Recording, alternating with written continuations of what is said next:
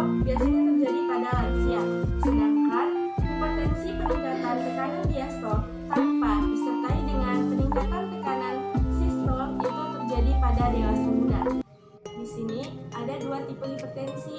Yang pertama, hipertensi esensial. Yang kedua, hipertensi sekunder. Apa yang dimaksud dengan hipertensi esensial dan sekunder? Yang pertama yaitu hipertensi esensial, yaitu hipertensi yang terjadi tanpa keluhan dan gejala. Sedangkan hipertensi sekunder yaitu disebabkan oleh penyakit yang dapat diidentifikasi berdasarkan penyakit. Di sini ada dua, yaitu hipertensi benigna dan hipertensi maligna. Apa yang dimaksud dengan hipertensi benigna? Hipertensi benigna yaitu terjadi secara perlahan-lahan.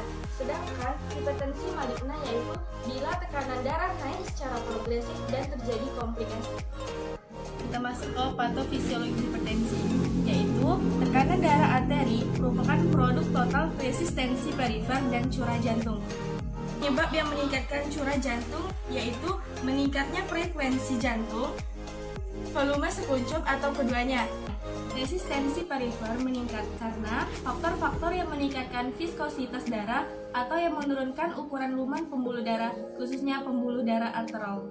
Selanjutnya yaitu hipertensi yang lama akan meningkatkan beban kerja jantung karena terjadinya resistensi ereksi ventrikel kiri. Untuk meningkatkan kekuatan kontraksinya, ventrikel kiri mengalami hipertrofi sehingga kebutuhan jantung akan oksigen dan beban kerja jantung meningkat. Hipertensi juga menyebabkan kerusakan pembuluh darah yang semakin mempercepat proses aterosklerosis serta kerusakan organ seperti cedera retina, gagal ginjal, stroke, dan aneurisme serta diseksi. Selanjutnya kita masuk ke klasifikasi pengukuran tekanan darah. Nah, di klasifikasi ada 3 kategori, yaitu optimal, normal, dan normal tinggi. Yang pertama yaitu ada optimal. Optimal pada sistolik kurang dari 120, pada diastolik yaitu kurang dari 80. Yang kedua ada normal. Normal yaitu pada sistolik kurang dari 130 dan diastolik kurang dari 85. Kategori yang ketiga yaitu normal tinggi. Pada sistolik 130 sampai 139. Pada diastolik 85 sampai 89. Nah, masuk ke stadium. Di hipertensi mempunyai 3 stadium, yaitu stadium 1, 2, dan 3. Pada stadium 1, sistoliknya 140 sampai 159. Diastoliknya 90 sampai 99. Yang kedua yaitu stadium 2, 160 sampai 179 itu pada sistolik, 100 sampai 109 itu pada diastolik. Pada stadium 3, sistoliknya yaitu lebih dari sama dengan 180 dan diastoliknya yaitu lebih dari sama dengan 110 sampai 119. Selanjutnya yaitu etiologi pada hipertensi. Ada 4, usia, jenis kelamin, ras, dan pola hidup. Yang pertama pada usia. Makin meningkatnya usia seseorang, maka makin meningkatnya tekanan darah seseorang. Yang kedua yaitu jenis kelamin. Insiden pria lebih tinggi daripada wanita itu pada usia pertengahan. Sedangkan pada usia 65 ke atas, insiden wanita lebih tinggi daripada pria. Yang ketiga yaitu ras. Pada orang kulit hitam lebih cenderung memiliki riwayat hipertensi daripada orang yang ras kulit putih. Mengapa begitu? Karena orang kulit hitam memiliki resiko lebih besar untuk menderita hipertensi primer ketika predisposisi kadar renin plasma yang rendah mengurangi kemampuan ginjal untuk mengekskresi natrium lebih. Nah, yang ketiga saya sebutkan tadi yaitu adalah pola yang tidak bisa diubah oleh seseorang. Sedangkan keempat yaitu pola hidup itu bisa dirubah seperti pendidikan, penghasilan, pola makan, merokok, obesitas, ataupun olahraga yang sering dia kerjakan. Yaitu komplikasi yang terjadi pada hipertensi. Ada krisis hipertensi, penyakit arteri perifer, PJK, angina miokard, gagal jantung, aritmia, dan kematian mendadak, serangan iskemik, sepintas, stroke, dan gagal ginjal. Penanganan hipertensi yang dapat dikelola dengan cermat serta modifikasi gaya hidup dan pemakaian obat-obatan secara teratur akan memperbaiki prognosis.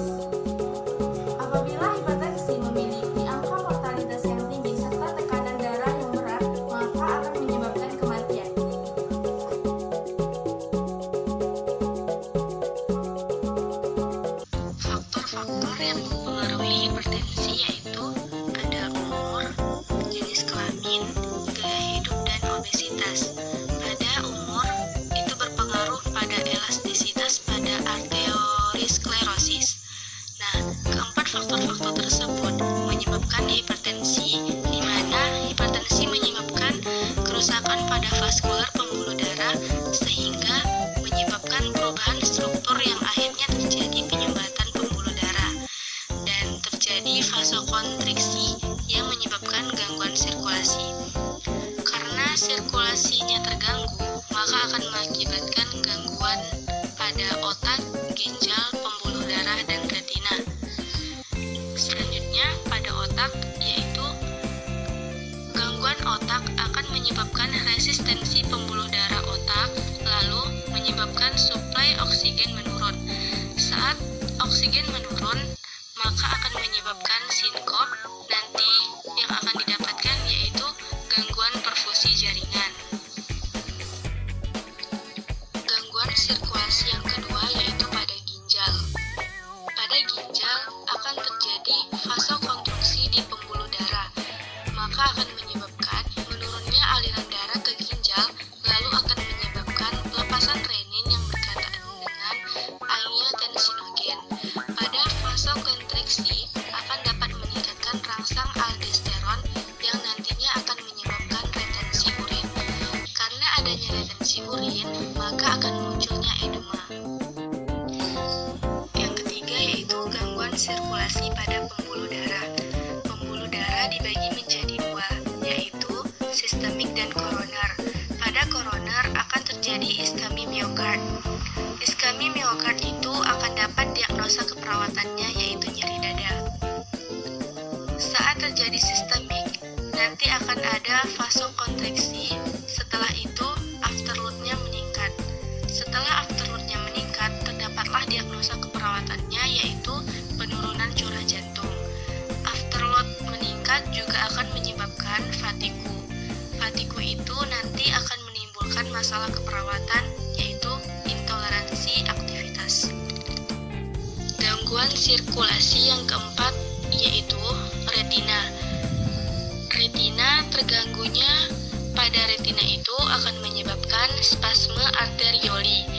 Yang terjadi spasem, lalu akan terjadi diplopia, akan dapat diagnosa keperawatannya yaitu resti injury. Itulah penjelasan dari saya tentang gangguan sistem kardiovaskular pada hipertensi. Semoga bisa bermanfaat bagi kita semua. Dan saya akhiri. Assalamualaikum warahmatullahi wabarakatuh.